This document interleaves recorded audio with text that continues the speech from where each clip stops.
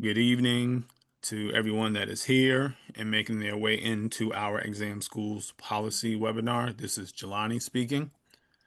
We're going to give all of our attendees just a couple of seconds to make their way into tonight's webinar and get their video and audio settings adjusted. So thank you for being on time and for your patience. We're just going to wait just a few seconds for our numbers to slow down.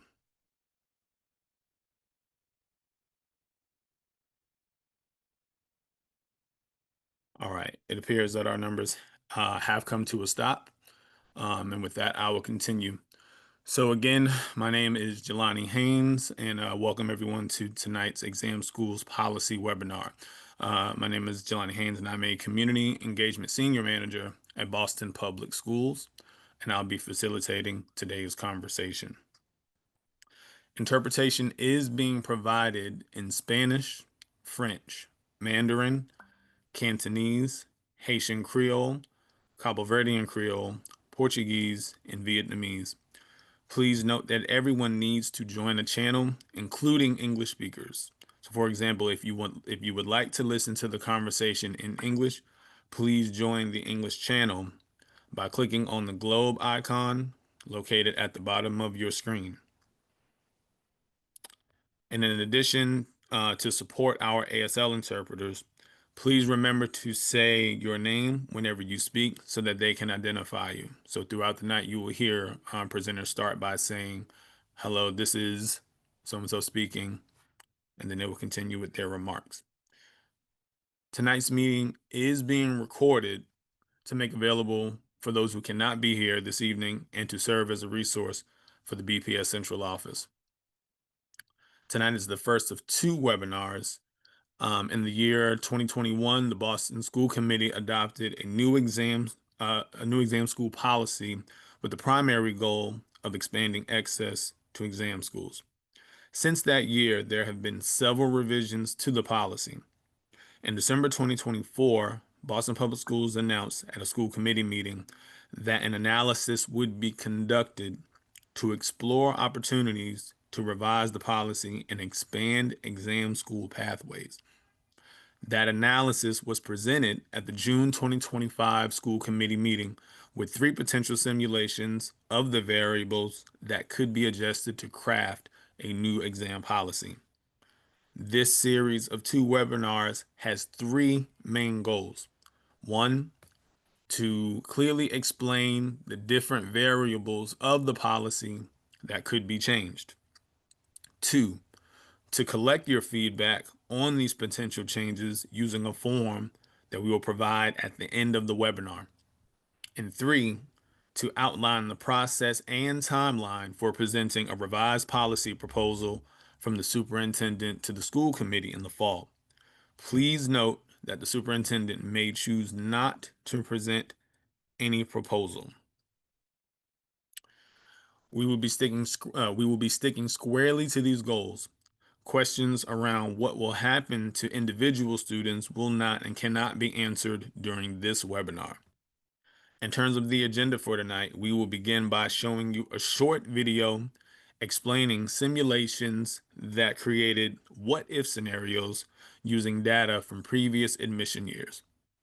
The variables from these what-if scenarios are the examples that the BPS superintendent may present to the school committee later in the fall.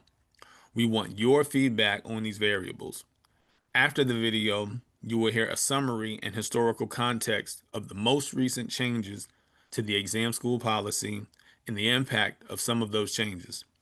You will then have an opportunity to ask via the Q&A feature any clarifying questions regarding the current policy, the variables, and the data presented. We will close the webinar by sharing the feedback form as mentioned before, which we will be using to gather feedback from our school communities. Please note that we may not be able to answer all questions in this presentation regarding the variables and data. We will do our best to address any outstanding categories of questions at the second webinar on September the 9th. We encourage you to share your questions and comments by clicking the Q&A icon located at the bottom of your screen. We want to make sure you understand how to fill out the survey to provide your feedback. Once again, we ask that all participants focus their questions on your understanding of the variables or what has been presented.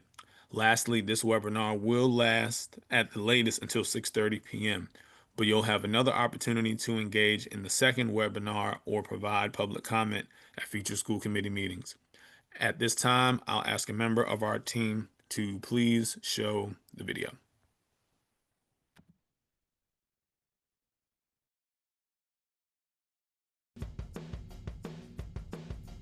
Boston Public Schools has 3 exam schools: Boston Latin Academy, Boston Latin School, and the O'Brien School of Math and Science.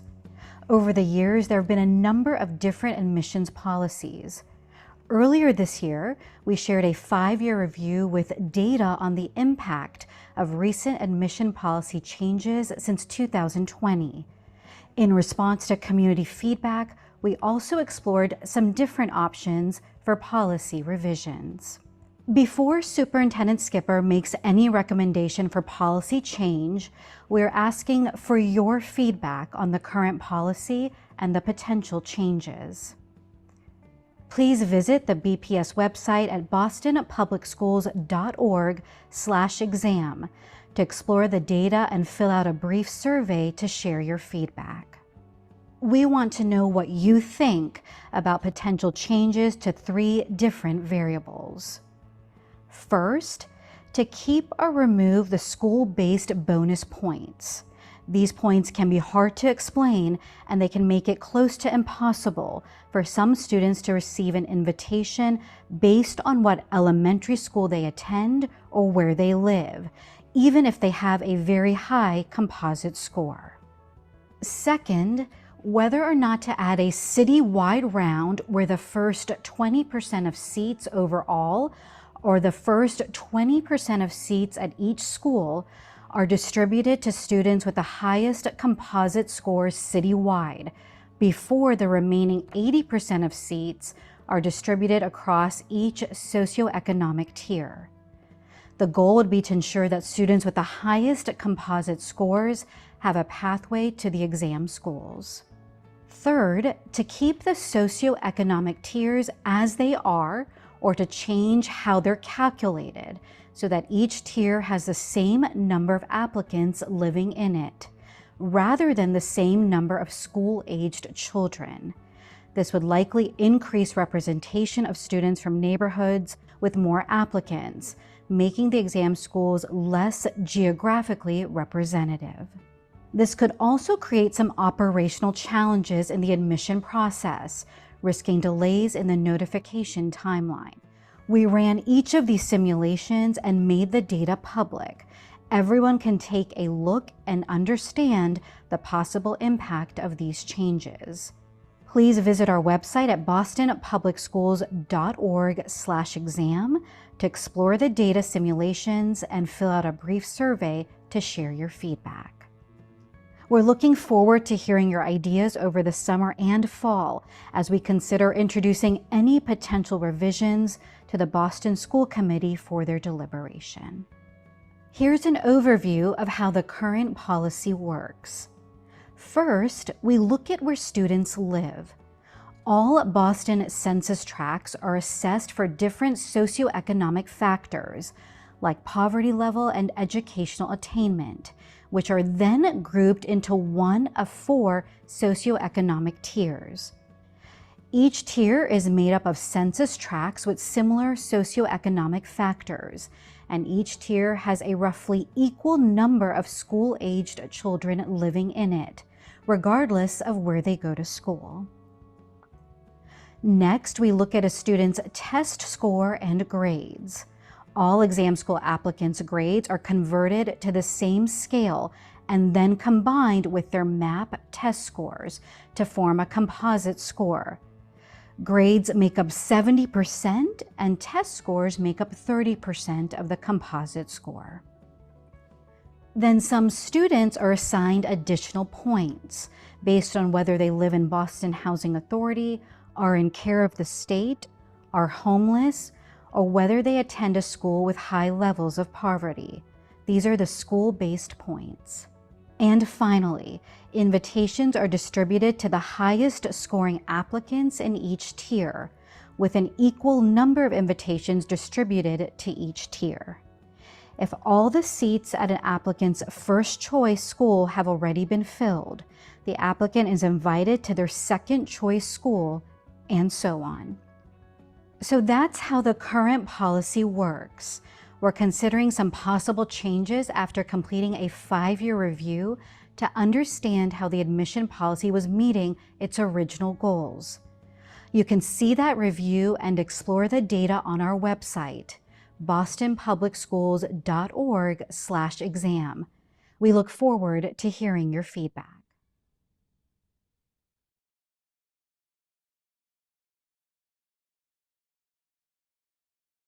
This is this is Jelani speaking, and thank you all for your attention to the video. At this time, I'd like to turn the meeting over to Dr. Colin Rose, our Senior Advisor of Strategy and Opportunity Gaps, to begin tonight's presentation. Colin, the floor is yours. This is Colin speaking. Thank you, Jelani. Welcome, everybody. I'm going to go through some slides that give a bit more context to what you just saw in the video, as well as dive a little bit deeper into some of the variables. It's always good to have some repetition. I know for a lot of you have different and varying levels of understanding of the policy and some of the simulations that have come out. So we're really trying to make this an info session to make sure there's some clarity. And then there'll be a chance afterwards to ask some clarifying questions if there still are any outstanding. So I'll start now. Tonight, we'll be looking back at the last 5 years since the initial change to the exam school policy and explore a few variables and simulations so both the BPS and the public can understand the impact of any changes the school committee might consider through a recommendation from the superintendent. As will be reiterated multiple times, today is an exploration of the data. It's not a decision point or a set of recommendations. And the simulations are really just that, some examples manipulating those variables. Next slide.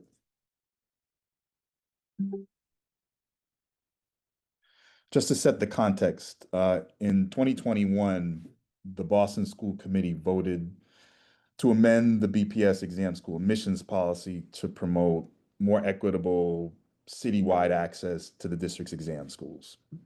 A school committee task force was commissioned and they explored possible admissions policies with the goals of expanding the applicant pool, maintaining academic rigor, and working to achieve a student body that better reflects the racial, socioeconomic, and geographic diversity of all students in the city of Boston.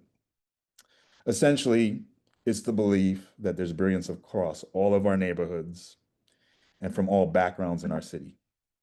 And if we are to have exam schools, we must make sure that there's access for all children that fit that profile. As in any process, it's really important to keep this history and values in mind as we move forward.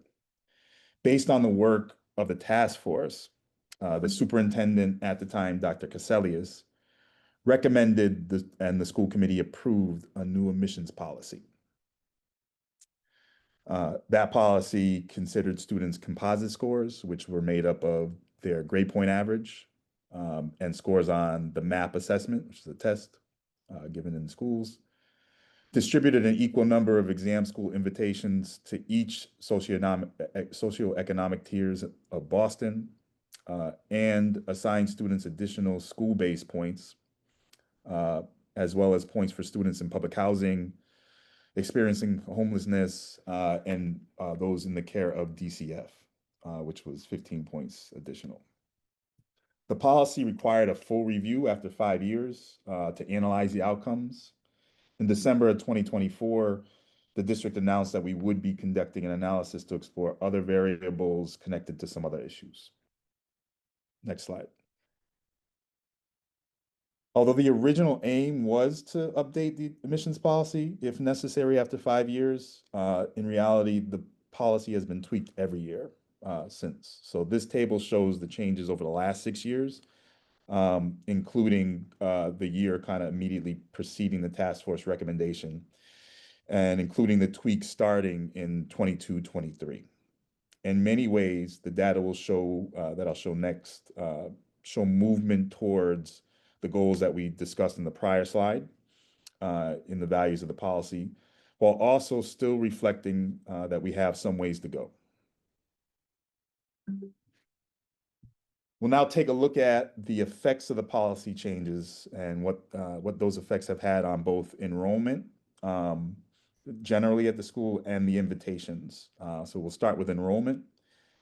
This slide, as you can see, the policy shows that the policy did work to increase the percentage of economically disadvantaged students in exam schools overall, although we are not as reflective as what is true in our district and our city, because over the same amount of time, that the amount of socioeconomically disadvantaged students has also increased. The percentage of students with disabilities, multilingual learners, former English learners has stayed fairly consistent over time, except an increase of former English learners at Boston Latin School. Multilingual learners and students with disabilities are generally not reflective of the student body in BPS, which is a longer term issue that we would be looking at. This next slide shows the racial and ethnic demographics of the 3 exam schools pre-admissions change in 2020, 2019 and 2020 compared to this year's student body. All 3 exam schools have seen changes in overall student demographics to be more reflective of our city, which you can see kind of on the left, and BPS, with BLA and O'Brien continuing to be much more reflective of both of those measures than Boston Latin School. Next slide. Students' chances of getting an invitation to an exam school vary by sending school and socioeconomic tier. So here you see 8 tiers. This year that got consolidated to 4. Tier 1 being the lowest SES tier, all the way to 8 being the highest. There are more applicants, as you can see, and more competition for an exam school in the higher socioeconomic tiers. After policy tweaks moving from this 8-tier system to a 4-tier system, you can see that the difference between the admissions rates and the invitations rates have shrunk. They were pretty dramatically different the prior 3 years, and moving to a 4-tier system has shrunk the difference between the tiers significantly. Next slide. This slide shows the distribution of invitations across the city's neighborhoods. In the far left, you can see kind of the population distribution of all of the 5th and 6th grade students in the city. So that's the map on the left. In the middle, you have the distribution of invitations in 2020 and 2021 to exam schools. And on the right, you see this year's invitation to exam schools by neighborhood. If you focus in on the shading, the 2025-2026 map is much more reflective of the city's student population than it was in 2020 and 2021 before the policy changes were made, reflecting kind of, again, movement towards those goals in the reform of the policy. Next slide.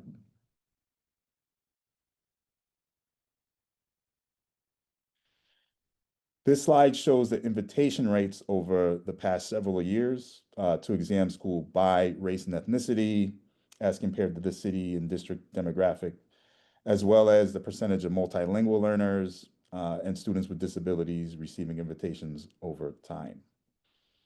As you can see, the race and ethnicity percentages immediately became more reflective, although not the parity with the district in the city, and stayed fairly consistent over the years. I will note, however, this year's invitation have shown a 7% decrease in the number of Black students receiving invitations. Due to the amount of changes we went over a few slides ago to the policy, some of the potential social factors, and a limited time to kind of really analyze this trend, it's difficult at this time to pinpoint what might explain this dip. The percentage of economically disadvantaged students and former ELL students rose and has stayed consistent throughout the last few years, while the percentage of multilingual learners and students with disabilities initially rose, but now has fallen back in the current year's data to 1% and 2% respectively. So that was a look back at the data. Moving forward, these were kind of the desired outcomes of any policy analysis. Again, we're at that 5-year mark. The 4 components of the policy analysis were to maintain the basic structures of distributing invitation based across socioeconomic tiers in the city, ensuring that the highest scoring students from every neighborhood and from every school have a path to exam schools, simplifying the policy to be as easily understood as possible for all constituents. This is Jelani speaking. Sorry, Colin, just a quick interruption. As we transition from slides, if you can just give a couple of seconds before you get started, that would be helpful to the interpreters. Sure, will do. Sorry about Not a problem. Right, we want to simplify the policy. Obviously, there's a lot of angles that you've seen today already, if you haven't seen them before. And then the 4th is to craft a policy that's designed to be stable for multiple years, right? So something we can stand on and don't have to change every year, like we had the last 5. Next slide.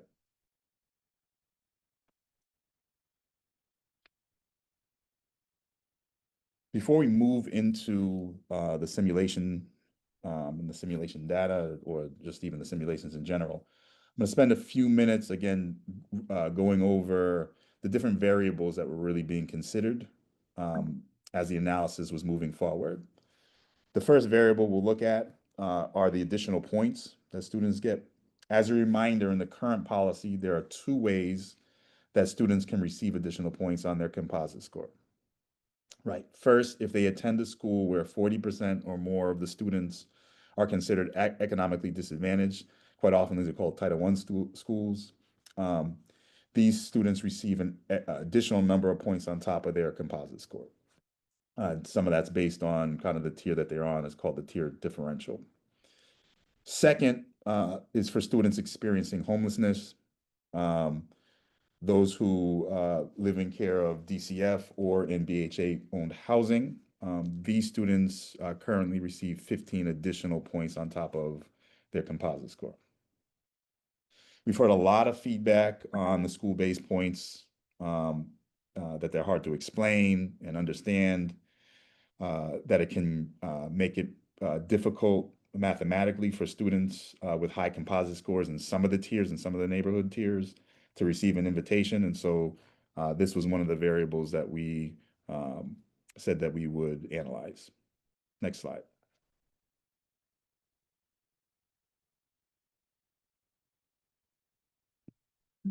Second variable we really examined and dug into was looking at the addition of a possible citywide round.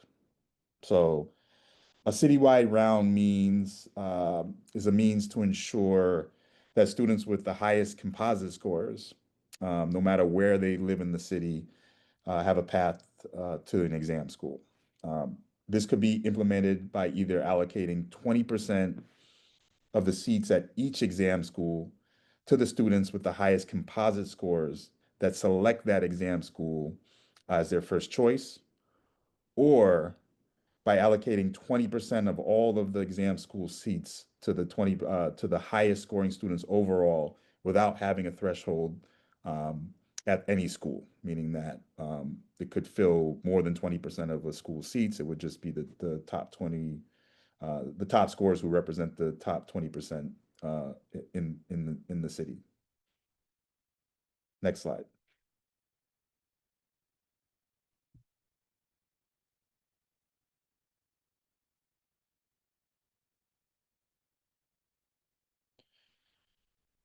The final variable that we looked at was sizing the socioeconomic tiers by the number of applicants rather than the city population of students in grades 5 through 8 at the tiers. This would create tiers with an equal number of applicants versus an equal number of school age students in those tiers, resulting in similar invitation rates within each tier. Applicant-based tiers would likely increase representation from neighborhoods that have more applicants, making it less geographically representative. This change would also have an impact on the timeline for invitations to be sent out, as we would not be able to determine the tiers until we have determined the eligibility of all of the applicants, which could delay invitations going out to families. Next slide.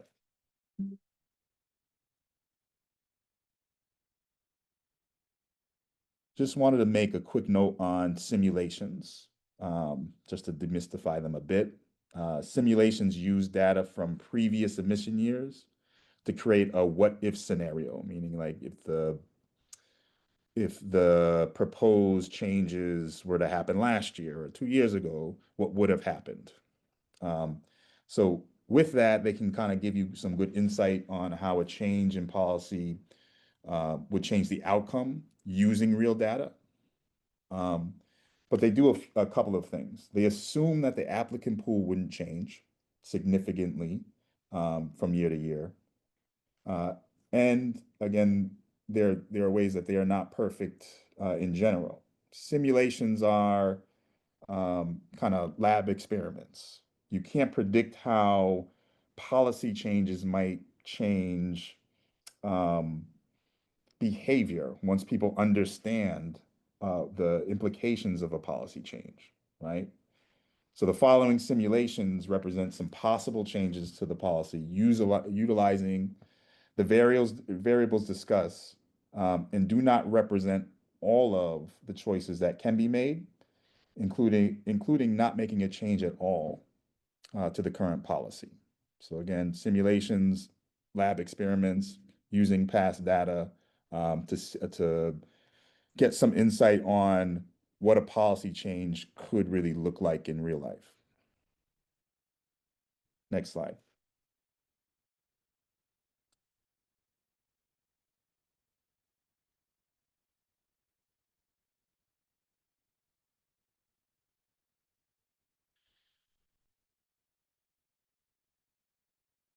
As a reminder, these are the 3 simulations that you can explore on the Exam School webpage in the video. These are 3 examples that show possible ways in which policy changes could affect the 3 variables that we just went over. All 3 simulations remove school-based points and reduce the number of points for students experiencing homelessness in care DCF and living in BHA housing to 10 points instead of 15 points. So that's kind of the given in each one of the simulations. Simulation A uses tiers that are sized based on the number of applicants instead of the number of school-age students in the neighborhoods. So that's that last variable we just talked about. That's simulation A. Simulation B, both B and C actually consist of having a citywide round, right? The simulation B citywide round reserves 20% of the seats at each of the 3 exam schools, right? Filling them with the top students who chose that school as their top choice. So that's simulation B, that 20% of invitation capped at 20% at each one of those schools for those the highest scorers who chose that school first. Simulation C is a citywide round that reserves the top 20% overall of all the seats in our exam schools to the students with the top scores at their first choice school, meaning that there wouldn't be a 20% cap at any of the schools for the citywide round, meaning any one of the schools could have more than 20% of their seats filled, but it's really the top 20% of performers as those who get their first choice. So those are the three simulations that you can read more about, dig into kind of at that exam school website that I'm sure we'll link in again. But those are the three simulations that manipulate those variables that we talked about above. Next slide. Just a reminder kind of the process. In the spring, we gave a full school committee presentation, much on the same information for folks. This summer, we talked about coming through and having some engagement, so we're in the middle of that. Obviously, this is an info session, but you're going to be able to give your thoughts, opinions on the form that will be given at the end of this presentation. So we're in the middle of that. This is helpful for the superintendent, the school committee to kind of hear some of the sentiments in the city around some of our variables and the scenarios that you've just seen. And then this fall, one, if there is, and that's a big if there is any changes, there would be a recommendation created by the superintendent to the school committee for their vote, right? And so it could be one of these simulations, it could be another simulation, or it could be no change at all to the policy. So that's kind of the broad timeline. So I know you've gotten a lot of information. I know folks have had different experience in this information from the spring to now. So we'd love to open it up to questions and answers. So for that, I'm going to pass it back to Jelani.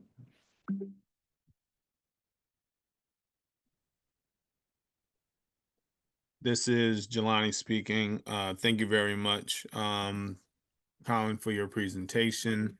And thank you, everyone, for your attention to the presentation. Sorry, I'm going to spotlight myself here. Thank you, everyone, again, for your time and attention to the presentation. Before we move into the next part of our evening, we do want to thank our interpreters for doing the important work of making sure that this meeting is accessible. But we do want to give them a 45-second speaking break for all of the speaking they have done. So we'll give them 45 seconds and then return.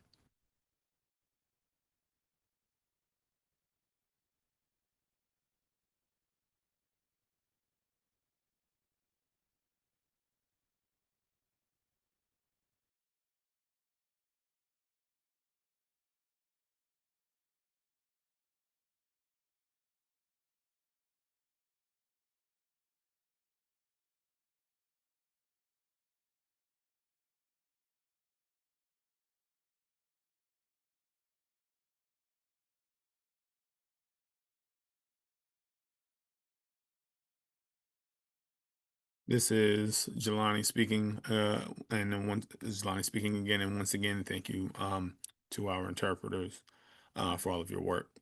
So with that, we will now move to the Q&A portion of our session. We want to use this time to answer any clarifying questions you may have about how to access the survey. So to participate, please use the Q&A feature located at the bottom of your screen and type the questions you have. We will answer as many questions as time allows, and then the session will conclude at 6:30 p.m.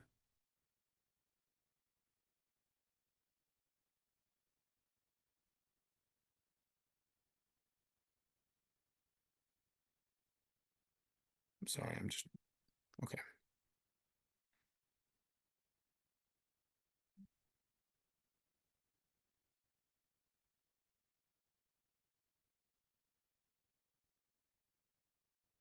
One of the first questions that we would like to read off is, I was wondering if this session is being recorded. If so, would it be possible to receive the recording link? Yes, thank you for that question. And yes, the session is being recorded and it will be made available.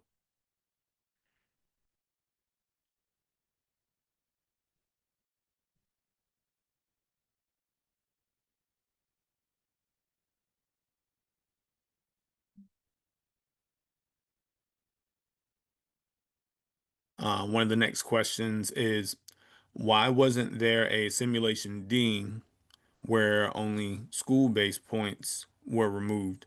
Otherwise, simulations A, B, and C all have two variables changing, correct? What's the effect of only removing school-based points? Is there anybody that wants to um, answer that question from the panel? Yeah, I think, uh, thank you for that question. What we suggest is you put your feedback of any simulation that you want to run in the feedback form that we have on the website that was mentioned, that's in the chat. And, as you can imagine, these simulations take a lot of time and energy to run. So this feedback will be provided to the school committee, and they'll make any decisions around any other simulations that should be run. So thank you for that question. This is Jelani speaking. Thank you, Yusufi, for your response to the question. And just as a reminder to all presenters, please make sure that we introduce ourselves before, as we are making our replies or our comments, just again so that our ASL interpreters can track who is speaking or who is presenting at the time.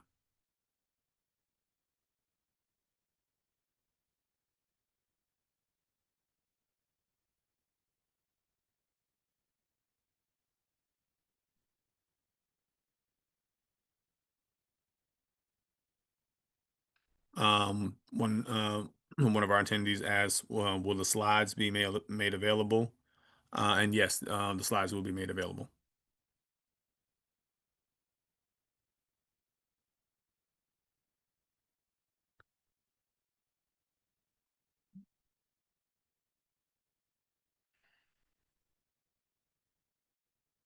Another one of our questions is, sorry, why are the housing points decreased to 10 for these simulations instead of being kept at 15 as in the current policy?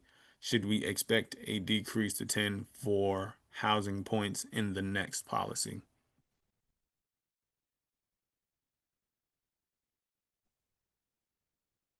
Hi, this is Monica.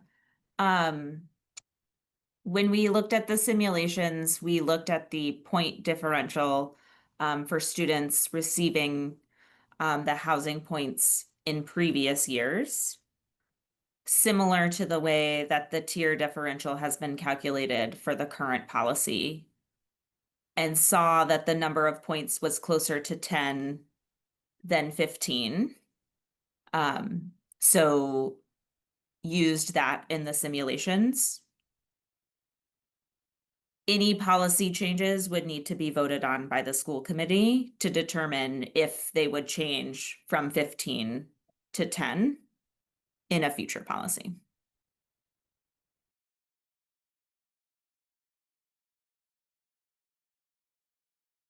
Thank you, Monica, for your response. We will continue to look for more for more questions that are being posted in the Q&A.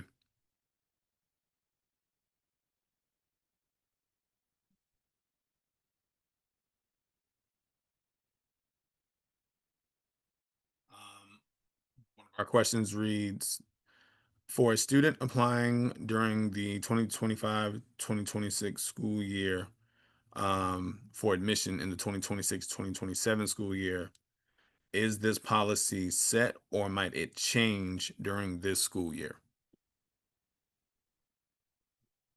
It's a good question.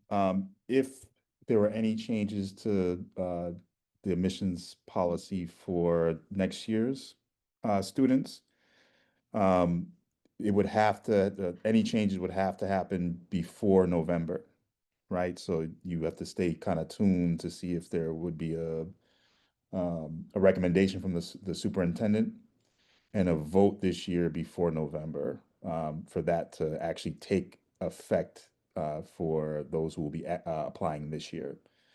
Anything after November would be too late in the process, and that would then take effect the next year.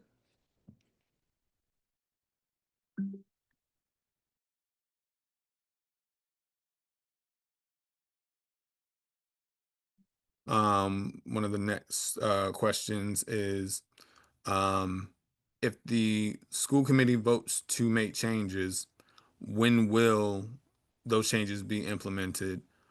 This school year, 2025, 2026, or next year, 2026, 2027?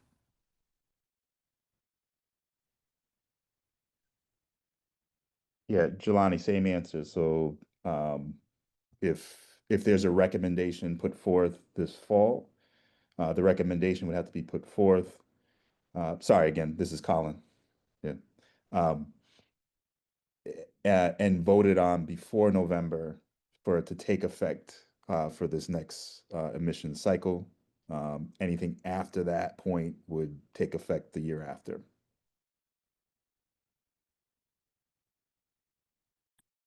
Thank you, Colin. Another question is, uh, when in the fall will the superintendent make, I'm sorry, this is Jelani speaking, my apologies.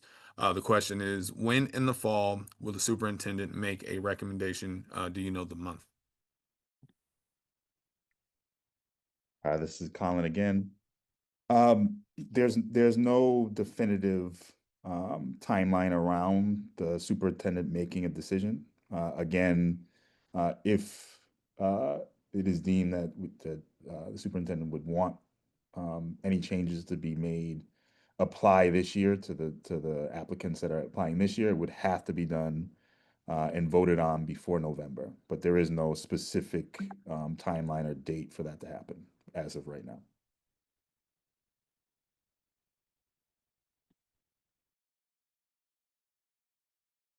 This is Jelani speaking. A couple of attendees have asked this question. Will the simulation data be posted on bostonpublicschools.org/exam? Yes, in fact, the simulation data is posted on bostonpublicschools.org/exams. So that's kind of your almost like a one-stop shop for all the information that you're seeing tonight, and allow you to kind of dig into the school committee presentation from the spring and the analysis and some reports based off of that analysis.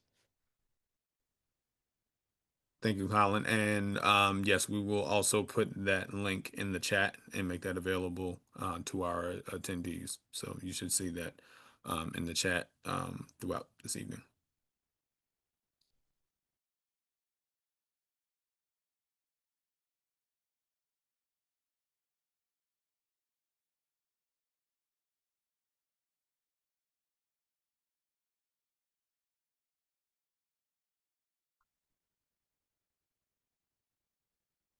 The next question is, why didn't you do a simulation using a variation? I just want to make sure I'm reading this correctly. Why didn't you do a simulation using a variation on the school-based points or one with points based on actual income verification?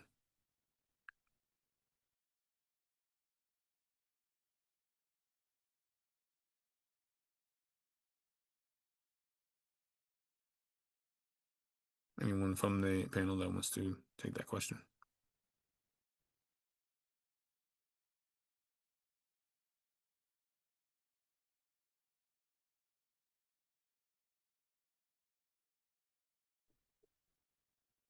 This is Monica.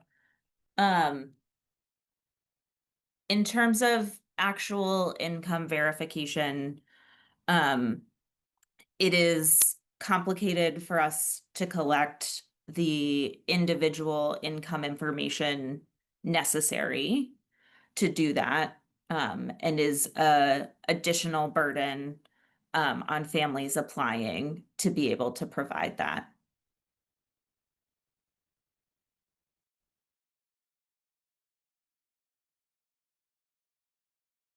Thank you very much, Monica, for that question, or for answering that question.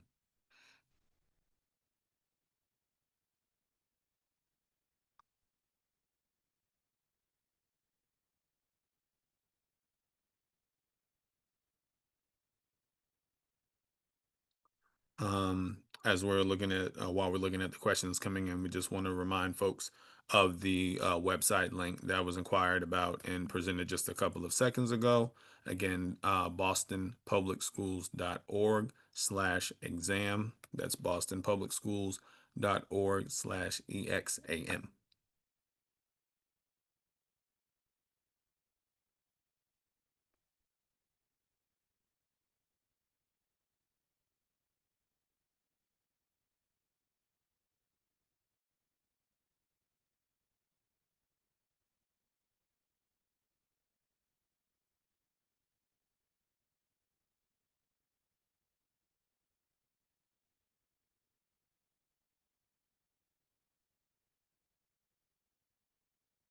Um, just before we return back to some of our remaining questions, we did have something that we wanted to make sure that we presented um, from our slide deck.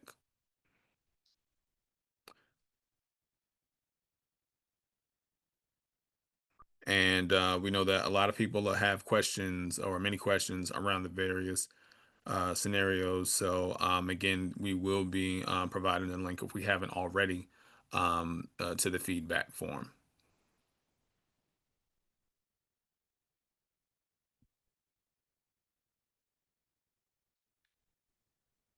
Jelani, could we just walk people through the feedback form? Just I think it'd be useful because I know this is Yusufi. I know that many of the questions are in and around different simulations, and I think it'd be really useful to get that captured in the feedback form. This is Lonnie speaking. Thank you, Yusufine.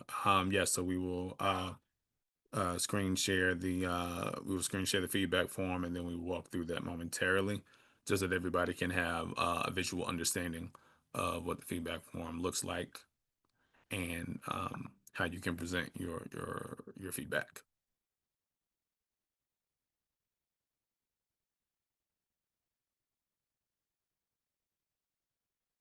And thank you all for your patience as we are just working to get the feedback form up so that you all can see it.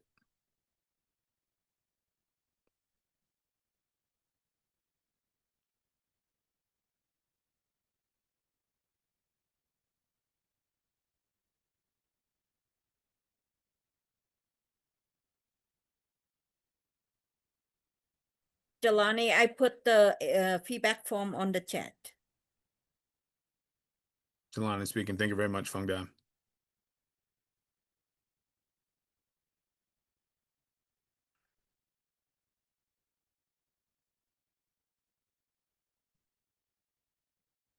All right, this is Jelani speaking. So what you are seeing on the screen right now is the feedback form where we will be able to see and collect your feedback to the exam school admissions policy.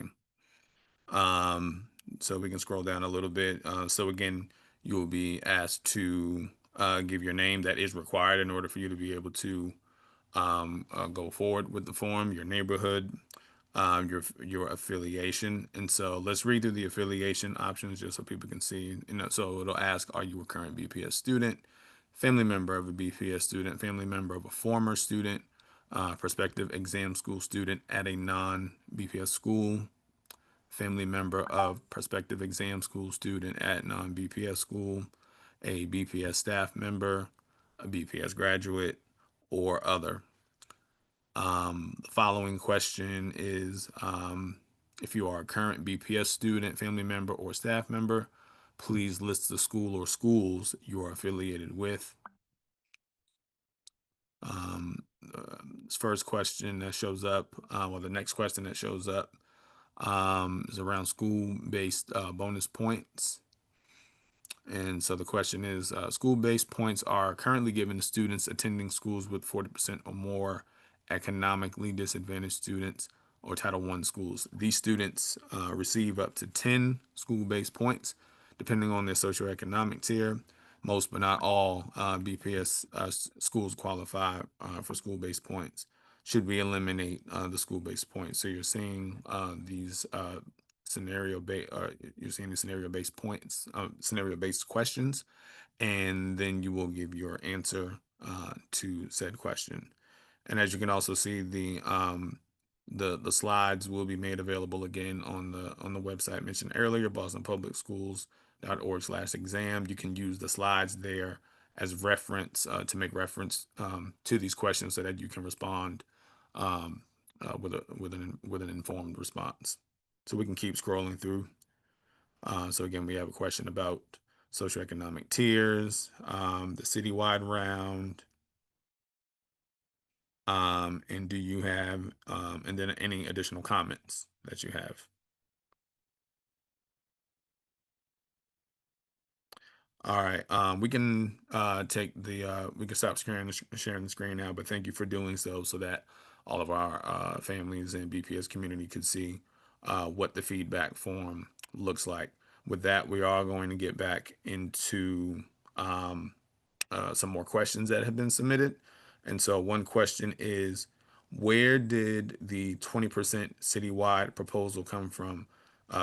Chicago allocates 30% citywide.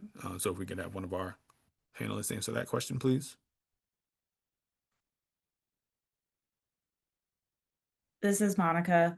The 20% citywide proposal was contemplated by the school committee's prior exam school admissions task force that met in the spring of 2021, and was part of the initial proposal presented in June of 2021 for consideration.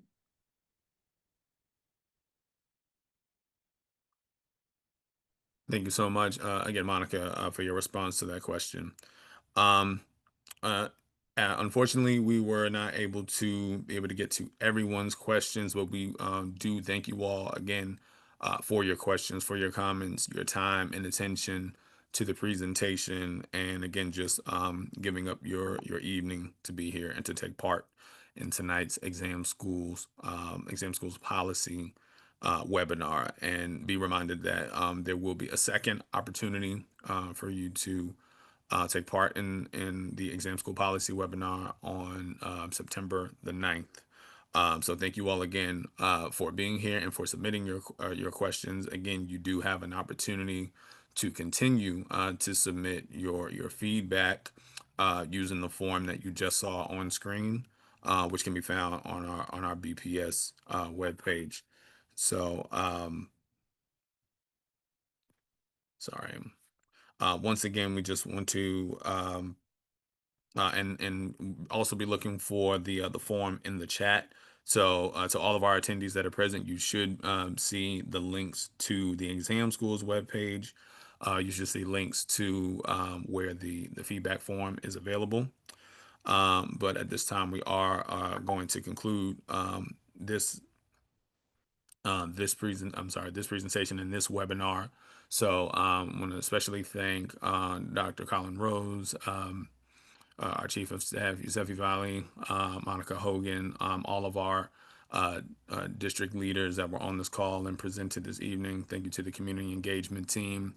A special thanks to all of our interpreters, once again, for doing the important job of making sure that all of our families have access to the information that was being shared this evening. And again, to our audience, thank you for your time, for your questions, and to our presenters. So again, look for the links in the chat, and please be sure to fill it out so that we can be looking for your feedback, and be reminded that the second exam schools policy webinar will be held on Tuesday, September the 9th at the same time, 5:30 p.m. With that, we are going to close out and give you your evening back. Thank you all, and we look forward to reconnecting with you soon.